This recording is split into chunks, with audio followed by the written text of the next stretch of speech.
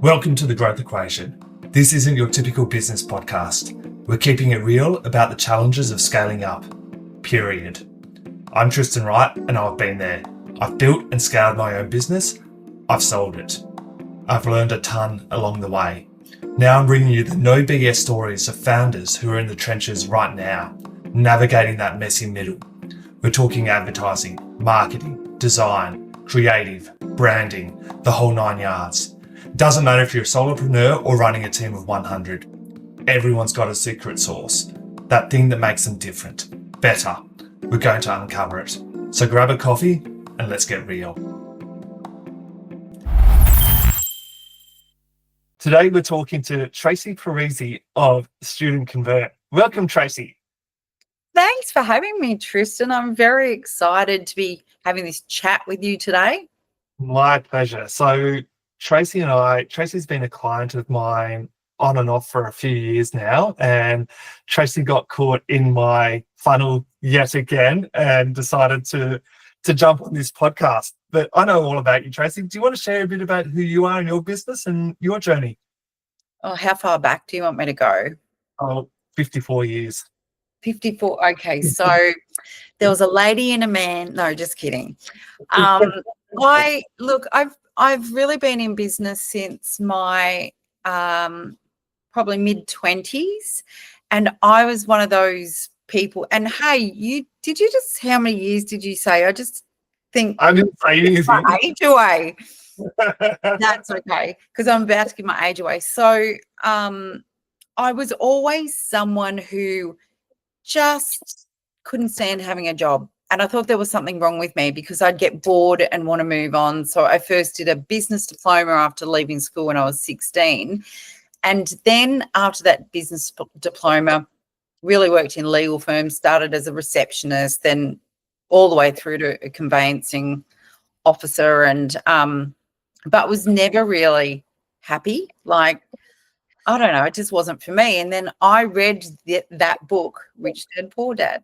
I was sitting in a cafe in a little country town called Albury, and it was like a cafe bookstore, and I sort of picked up this book and read the excerpt, and it just tickled my fancy. So read that book, and really that was the beginning of knowing that I needed to be in business for myself. So, I've done lots of things, had a property investment company. We purchased 13 investment properties within a 2-year period. There's been some wild and exciting times. There's been some shitty, hard times, as I'm sure most people go through. But I built one of Victoria's largest indoor play centres, and it was from having that business that I realised or started learning how important advertising and marketing was. And I think I bought, is it Dan Sullivan? He had some trainings, and I just implemented everything that I used to get a newsletter, like it was an A4 thing in the mail. There was no internet back then. That shows how old I am. So I just implemented everything that came in the monthly newsletter. I did the things. I built the database. I sent out I think I was sending out like 500, 600 birthday cards a week to my customers, inviting them. So I would do things like for the kids and the parents as well, because we collected all that information. I'd send out, we wouldn't handwrite birthday cards, but they were individually printed birthday cards. So 300 to 500 birthday cards a week, inviting people to come in and have lunches on us. It's your birthday, lunches on us, because we know that people never go out for lunch or dinner on their birthday on their own. So they're going to bring their friends who are going to spend money. So anytime there was anything like that, I implemented. And what I found was I really enjoyed the advertising and marketing. And then newspapers were coming to me asking me, like, people must have just noticed my marketing and advertising, and I get asked to speak. I got asked to speak at Chamber of Commerce and things like that. When I finished up with that business, I just didn't know what I wanted to do. So I thought, the internet was around by then. And I thought, maybe social media. And I delved into the world of social media marketing and really didn't enjoy it, because social media back then, I couldn't show an ROI for what my clients were spending with me. And then I fell into the world of lead gen, and because I'd always written direct response marketing. So I fell into the world of lead gen, and through my direct response copywriting skills, got really good results in terms of generating leads for my clients. However, the next missing piece for me was they didn't do anything with the leads, or they didn't respond to them quick enough. So then that led me into the type of business that I've got now, where I really focus on helping our clients build systems and processes with the use of automations and AI to respond to the leads that come in within a couple of minutes, and then to continue the conversation of a lead entering the business through to sale. So I had I met someone in Business Mastermind. He had an RTO. I had a couple of previous RTO clients, funnily enough, and he was complaining about all these agencies who just weren't doing what they promised. And I said to him, well, let me have a crack. And he said, okay. I said, when do you want me to start? He goes, tonight. And we started working. That was like maybe 5 years ago now, and built this system for him. And it was like, so I'm in the education space. I only help educators or people in the education business to attract inquiries and then to convert them into enrolments. So it's a pretty long story, isn't it? But that was there was lots of other things through there, but that was my journey to get to the current agency that I have now, Student Convert, and working with educators in helping them grow their businesses. That's awesome. I'd forgotten about the childcare component of your story. So, it was an indoor play centre. It wasn't childcare. Not childcare, yeah. By then I had 4 kids. By the end of that business too, can I just say, with hearing screaming kids on the play centre equipment 7 days a week, I can't do kids screaming anymore. Like, if I see a kid in the supermarket, I think, oh, you poor parents. And my kids go, Mum, don't. But yeah, so I don't think I would have been a very good child carer, having 4 of my own. But yes, you might not have enjoyed it because you'd been doing it enough. Yeah. One word or one phrase to sum up your journey so far.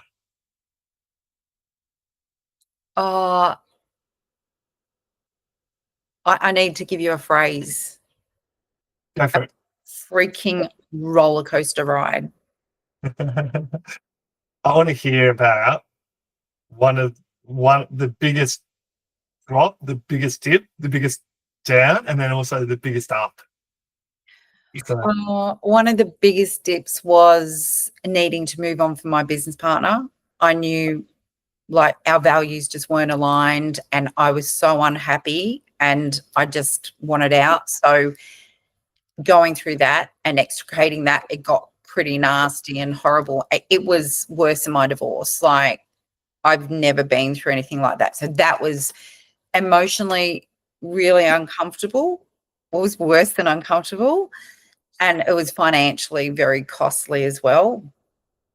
But I knew I had to do it to have the life and the business and be able to serve clients the way I wanted to. So that was really hard. Coming out of that, then rebuilding my business back up after that. So that was awesome, knowing that I could do it. What did you learn from that journey? Like, I was involved with that for parts of it. So going through that journey, what did you learn about yourself, about business? What would you do differently? I wouldn't have gone into business with someone without having agreements in place and just handing over my IP and my assets. I would never do that again. There was stuff that I had so much fun with that business partner. There was so much fun, but I probably learnt that I would never go into business again just handing over my IP or my assets or all those years of work. That's probably the biggest one, to cross my T's and dot my, because I'm so trusting. I am really trusting, because I would never do the wrong thing by someone. So it would never enter into my head that someone would do the wrong thing to me. But it happens. It happens every day. You hear stories every day. So I think it's important to put the excitement of a project of working with someone to the side and really look at the, well, what if this happens? I know it seems crazy right now that we might have a falling out because we get on so well, but what would we do if this happened? What would we do if this happened? How's the money going to split? How is the IP going to be split? How are the clients going to be split? And sort of have some rules in place. Look, it's not, like legally things on a piece of paper are only worth as much as the integrity of the person to stand by their original agreement. But I do think you need clarity on that stuff. Like, that was a big lesson for me. Like, you've got there's so many books around build. Like, there's a book called Build to Sell. So you're building your business to sell or building it to exit. If you don't have an end game in plan, or what happens? Like, you end up having issues like you did. Yeah. So you may not plan to actually sell it, but you've got to have the ability know what could happen in certain scenarios. Yeah, absolutely. Which is, and I think sometimes before you go through those things, they're not going to occur for you. So the other thing is that I do think it's important to have mentors and people who've been through losing businesses or losing marriages, like even going through a divorce.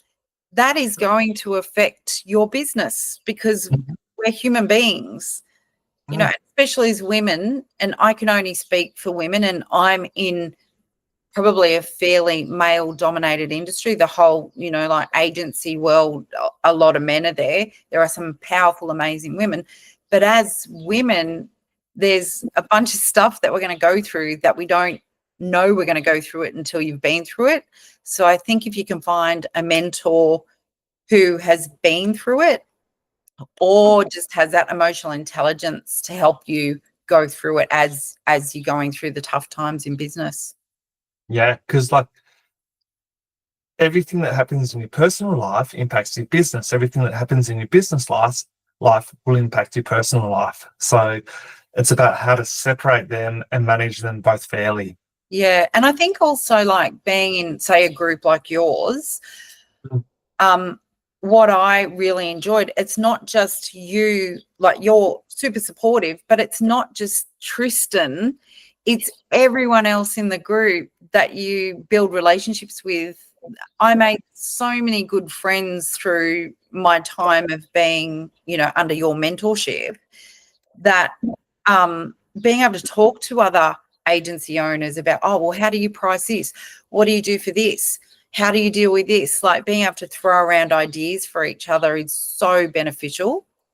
Yeah, totally. Like, it's a hive mind concept. So Yeah. now, going back to the top of the roller coaster, tell me about some of the one of the peaks that you've been through. Oh, I love it. The peaks are when I achieve like 6-figure months for clients. So if I do an email campaign for a client and we do a 6-figure month, or if we build a funnel for a client and it smashes it, that's the stuff that I get off on. For me, yes, it's like achieving revenue goals, but revenue can fluctuate. The thing that really does excite me is when I smash results for clients or when I get a little pat on the back from them. Love it. So we both know there's been a few challenges in your business, as there's been in everyone's business. I want to talk about some of the challenges that you've been through, that you're comfortable sharing with, of course, and how they've been dealt with, or how you would deal with them differently as well. Oh, can you give, like, what sort of, my challenges. So what would you think is one that we could talk about? So every business has, like, we'd be lying if we don't have lead gen issues. Everyone's got ups and downs with that. That's normal. Everyone's also got, at times we'll have staffing issues. And one thing that's common with staffing issues that I see is business owners expect the same level of commitment and knowledge and expertise with their staff as the business owner has got. So, and you've probably been at that, like, you've been expecting your team to be performing at your level. So I sort of feel like I'm I'm like the soft mum that lets my kids get away with too much. I feel like I'm at the other end of that. I don't expect them to have my level of experience and expertise, and I'm probably too soft in some ways. I think for me, I find it, the whole hierarchy thing, I find really hard. And some of my team members will see me as the boss and I'm scary or whatever, but then other team members don't see me as scary, and there's an imbalance there. Like I actually, and I still find this difficult because I honestly, I am like the mama bear. I care about my team and their emotions, and because I'm such an emotional being. So it is managing the balance of supporting them emotionally, but also going, no, this is my business. These are my choices. This is what I want to happen. So the team one is, you and I have had so many conversations around this because I don't want people to be upset. But I'm 53. I think you said 54 before. I said, what happened 54 years ago? Okay. So I'm 53. And I sort of only just realized this last week. I was talking to one of the guys in the tech side of my business, and he's 28. And I was like, wow, you are at the start of your career. I'm at the end of mine, because I've always, in all of my businesses, felt like I shouldn't expect my team to do something that I wouldn't do myself. But I forget, I already did it. I did that. I don't have to be doing it now. So if I want to travel overseas and work from overseas, I've created this business so I could do that, and I don't have to feel like, oh, I should be at home working because they're at home working. Or it's that balance of knowing that I'm at the end of my career, like I'm at the winding down. Yeah, and this comes back to the Who Not How book. Like reading that had a big impact on me as well. I don't need to be doing the doing. I've just got to find the right people to have around me to create what I want to create. Build the right culture, and people that will go alongside you, not necessarily just be followers, but going in the same direction as you. Well, also finding people that are hungry for their own careers, I think, who are inspired to learn, because let's face it, in the digital marketing space or, IT, everything's evolving at such a rapid rate. I don't even want to keep up with it, but I do want to support people who are hungry for their own careers. Like that's my job now as the CEO, to support clients. And then really my clients really are my key team, the people on my team. It's me to support them achieving their goals and dreams. But I need people around me who are hungry, who want to achieve something for themselves. If you look after your people will look after your clients, and your clients will look after you. Yep. So it's all about finding the right people. Yeah, 100%. I truly do believe that. Yeah. And having the balls, let's say, to trim when required if people aren't your fit. Yeah, and that's something that is really hard. And you read it in all the great books. It's like you have to, what's that other book, Traction? Yep. Is it Traction or Rocket Fuel or Traction, I think, and they speak about right person, right seat, and having the balls to trim people. So, like I know businesses have gone under because they feel a responsibility to people who are employed by them. Like I can't get rid of them. They've got their bills and all of that. But in the meantime, the whole ship goes under. Yeah. So my argument is that, do you want to look after one person or do you want to look after the greater business? And basically you need to look after the greater business. And by doing that, one or two people might be affected. Yeah. So you've got to look after everyone as opposed to the majority, not the minority. I think so too. And it's not that you ever are doing anything from a place of wanting to hurt someone. Unfortunately, being in business means that we've got to make really tough decisions sometimes that do impact people negatively. But as you said, do you want the whole ship to go down, or, where everyone suffers? So yeah. So you've got to work out what what changes you need to make so the whole shit doesn't go down if you're in that position. Yeah. So, was there any other challenges you wanted me to talk about? Oh, I know you've got lots of challenges. What other I challenges? can speak about the lead gen challenge because I'm Yeah. literally a lead generator. Yeah, let's do that. That's fun. Yeah, so I don't know what it is. I think sometimes you just know too much about yourself and your business, and you're so, I don't know whether it's enmeshed that you cannot see things from the outside. So me doing lead gen for myself, oh my gosh, it doesn't work. So I also have to hire people to do my lead gen because I think I can do it. I'm a lead. I write the most amazing converting copy, but why can't I do it for myself? And I just can't. And it's not the highest and best use of my time. So I have a couple of people that I have working for me on the lead gen side of my business. Because I was doing cold outreach, actually. I built my business by an appointment setter and cold outreach. So I've emailed before I had an appointment setter. So I've never run ads for myself, and to get to 7 figures doing that, like I'm stunted. So I've had to go and pay other marketers who are really good in particular areas to do for me what I'm clearly not going to implement for myself. Yeah, because we're good at doing it for others, but not ourselves. The plumber with the leaky tap. Yeah. So it's about letting go of being focusing on your area of genius and allowing others to support where they can. Yeah. So what are you seeing? Like, what changes are you seeing in the whole lead gen area at the moment? Is it cold emails working, Facebook's working, Meta's working? What are you seeing right now? I think everything works. It depends on, like, really, it's the copy in the offer. So everything works. I've always been a lover of email marketing. So for me, like all day long, I love email marketing, which is good for a B2B. But if you're B2C, that's much harder to do. You have to advertise. But the biggest changes I'm seeing is AI. Like AI agents. It's not even like Chat GPT. It is literally agents doing the work. So I'm about to launch a fresh offer using AI agents. It's very clever stuff. Voice or written? Sorry? Agents? Voice agents or written agents? Written, but I have been keeping an eye on voice stuff as well. But here in Australia, like, you get the American accents and everything. I think I've just found something that does an okay Aussie accent. So I'm looking at that.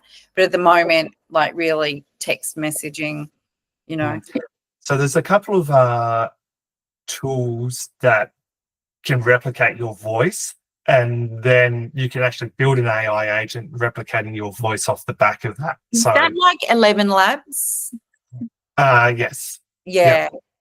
Yeah. So I've got to have the time to play with it, but I really need to do it. So 11 Labs, you can synthesize your voice and then build it into other agents to have conversations. So I've played with it, and I've sent Erin's my partner, for those that don't know, a recording, and she didn't know it was AI. She just thought it was me. So all you husbands out there who should be sending your partners more messages and you're really busy, there you go. There's a trick. How to keep your partner in love with you because you're giving her so much attention. So you just write 100 different messages, and you preset them every other day. You imagine you have a year's worth of, hey babe, I was just thinking about you. I hope you're having a great day. Straight to voicemail. So that's a new service. Yeah. So 11 Labs, then have 100 different scripts, and it goes straight to voicemail. Actually, that's a tool that you could use as well. If people check their voicemail, obviously a lot of people don't, but then you say, hey, I just gave you a call me back. We actually do that as a part of our automations for our clients. But do you do that using AI or No, we just get them to record like a voice memo, and then that sends out, and we say, hey, just dropped you a voice memo. You've got to be careful though, because like, people know it's not true if they don't have voice messages, because I had voicemail switched off for years, and now Optus has done some update and I've got it. But I just get them to record a generic type. Hey, it's Tracy here from Student Convert. Just want to reach out and let you know I'd got your inquiry. Really looking forward to having a chat. Just general stuff. So you're not doing the hi first name. Yeah. So the hi first name one is the AI component. But anyway, yeah. So, personal growth mindset. How do you maintain a balance around your mindset and managing the business? Because everyone has highs and lows mindset wise, and how do you keep that under control, I guess? Oh, I'm still learning how to do that. And I was actually thinking about it this morning. I've been through so much over the past decade. So cancer, divorce, both my parents dying, another major relationship breakup, my kids all growing up, all of this stuff that's gone on. And I think, no wonder I'm psycho sometimes. I am not very good at giving myself permission to just feel and move through those feelings and move on to cope. I'm probably someone who has a go at myself about, oh, you should be stronger, you should be this, you should be that. So in the last few months, and look, it honestly is only I would always call someone, hey, I need coaching, I need talking down, like I need some coaching here. I know I'm tripping. I know I'm like being emotional. But the last few months, I've just been practicing feeling the feelings, thinking about where it is in my body, and then letting those feelings move through me, and not feeling guilty, like, going, okay, if I want to go have an afternoon nap because I can't think straight, sitting here at my computer won't help me get any more work done. So go have a nap for 20 minutes and then come back. Or like yesterday, I was busting to mow the lawns, and I don't mow lawns. I just wanted to be outside. So I took a couple of hours and went outside and mowed the lawns and did the edges and stuff. So I think it's allowing ourselves permission to feel what we feel. The other thing I want to say that's really important here that I'm just learning about now for women. So for women who are CEOs and entrepreneurs, there's the perimenopausal stuff and the menopausal stuff that affects us so much more than I ever realized. And I'm just learning about that now and having conversations with other women about what it does, like what it does to our bodies, what it does to our emotions, and how we need to be kind to ourselves. So in answer to your question, I'm trying to just feel it and let it move through. If I can't, I'll call someone. Like generally, I'll call someone, and generally people who I know are good at getting you to give up the story you're creating about a situation and just have a coaching conversation, a friend, and then move on. Yeah, it's about owning it, being open, and letting it actually happen. And not isolating, because I think everyone goes through that. I don't know, sometimes I think I'm the only business owner in the world that has these emotional highs and lows. No way. I think it is really important for us all to be talking to each other about this stuff, and it's okay. We're all human beings. Exactly. So a piece of advice you'd give to other business owners going through growth or scaling of their business, like you're only allowed to give one piece of advice. What is it? I think it's really important to focus on the things that you're good at and that bring you joy and have you excited when you wake up in the morning. And then it's looking for and spending the money on the right resources or someone to do the parts of business that you're not good at. Yeah. So focus on your area of expertise, your area of genius, and don't be afraid to let go. I think that can be hard for some people to work out too. But I think it's like just notice what it is that you enjoy. What are the parts of your business that you enjoy, and see what you can delegate to someone else. Or I do think it's so important to have the right people. So it's not about getting the cheapest person you can get or offshoring stuff, because then it's just someone else coming and asking you questions. Like, I'm not saying don't offshore, because I do offshore.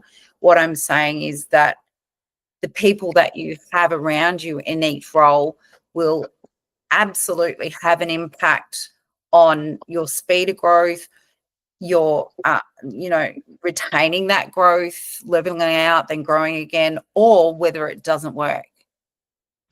And don't be afraid to try more people, because we've all hired people who haven't worked out. So don't brush everyone with one stroke. So get really good quality personalities around you. That's awesome. Tracy, thank you very much for your time. People want to connect with you, obviously Student Convert. How else can they connect with you? LinkedIn, Insta? LinkedIn is a good one for me. I hardly ever get on Instagram or Facebook. Your target audience isn't there. They're on LinkedIn.